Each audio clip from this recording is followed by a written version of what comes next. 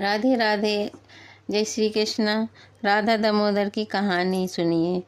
एक डोकरी थी, वह कार्तिक नहाई, वह एक डला पकौड़ी बनाने बैठ गई।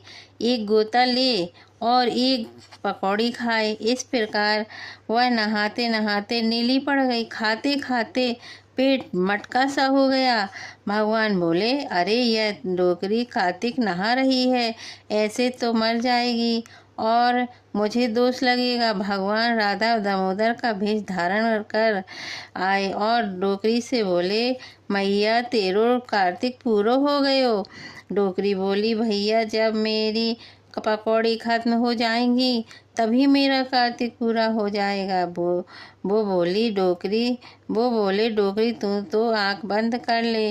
डोकरी ने आंख बंद कर ली। भगवान ने झट से सारी पकौड़ी खाकर खत्म कर दी। फिर अब डोकरी ने आंख खोली, देखा सामने राधा दामोदर खड़े हैं। जैसे भगवान ने उस डोकरी पर कृपा की, वैसी सब पर कृपा करना। जय श्री कृष्ण। 21वां अध्याय, पीपल का महत्व। सूत जी बोले, वासुदेव भगवान अपनी अति प्यारी सत्यभामा को यह कथा सुनाकर सायंकाल को संयोपासना करने के लिए अपने राजभवन में चले गए। इस प्रकार मैंने ऐसे प्रभाव वाला कार्तिक महत्व आपको सुनाया है। यह विष्णु को प्रसन्न करने वाला और मुक्ति भुक्ति देने वाला है। हरि जागरण, प्रातः स्नान, तुलसी सेवा, उद्यापन और दीपदान ये ही कार्तिक के व्रत हैं। ऋषि बोले, विष्णु को प्रसन्न करने वाला, अत्यंत फल देने वाला कार्तिक व्रत इतिहास समेत आपने कहा। पाप और दुख के दूर करने वाले मोक्ष और कर्म भोग की इच्छा करने वाले को यह व्रत अवश्य करना चाहिए। यदि किसी प्रकार में मनुष्य संकट में पड़ जाए, गहरे वन में भटक जाए या रोगी हो जाए तो यह शुभ व्रत करे, निभा जाए।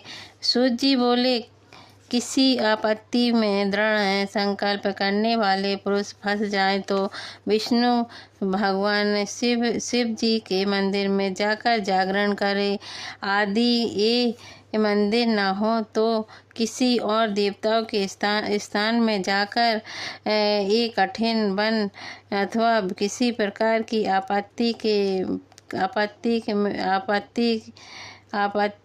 के आ जाने पर पीपल के नीचे अथवा तुलसी वन में जागरण करे। विष्णु के मंदिर में विष्णु सहस्त्र नाम का जाप करे तो 1000 गौ के दान का फल प्राप्त होता है। बाजा बजाने वाले को बाज पे यज्ञ का और भगवान के आगे नृत्य करने वाले को सब तीर्थों का स्नान का फल मिलता है। जो मनुष्य आपत्ति में हो और उसे कहीं भी जल न मिले अथवा रोगी हो जाए, विष्णु के नाम से मार्जन करे। जो व्रती उद्यापन विधि को न कर सके तो व्रत को पूर्ण करने के लिए भूखे को भोजन करावे। दीपदान न कर सके तो दूसरे के दीपक को जला दे और उसकी रक्षा करे। जो तुलसी के वृक्ष न हो तो विद्वान भक्तों का पूजन करे, क्योंकि विष्णु भगवान सदा अपने भक्तों के समीप रहते हैं। इस सब के अभाव में व्रती को गौ, पीपल और बट का पूजन करे। ऋषियों ने पूछा, व्रत के पूरा करने के लिए अपने बट और पीपल वृक्ष को गौ ब्राह्मण के समान कहे तो दोनों वृक्ष क्यों हो गए पूजनीय हैं? सूत जी बोले, पीपल विष्णु का स्वरूप है, बट शिव जी का कल्प ब्रह्मा का स्वरूप है। ऋषि बोले, ब्रह्मा, विष्णु और महादेव ये वृक्ष कैसे हो गए? हे धर्म यज्ञ, हमसे कहो। सूत जी बोले, एक दिन शिव पार्वती जी भोग विलास कर रहे थे कि उसी समय ब्राह्मण का रूप धारण कर अग्नि और देव उनके विषय में विघ्न डालने के लिए वहाँ गए। तब पार्वती जी ने देवताओं को सौंप दिया। पार्वती जी बोली, कृतम और कीट आदि भी विषय सुख को जानते हैं। इसमें तुमने विघ्न किया है, सो देवता तुम सब वृक्ष हो जाओ। सूत जी बोले, इस प्रकार पार्वती जी के कुपित शाप से सब देवता वृक्ष हो गए। हे मुनीश्वर, तभी से विष्णु और महादेव भी पीपल और बट हो गए।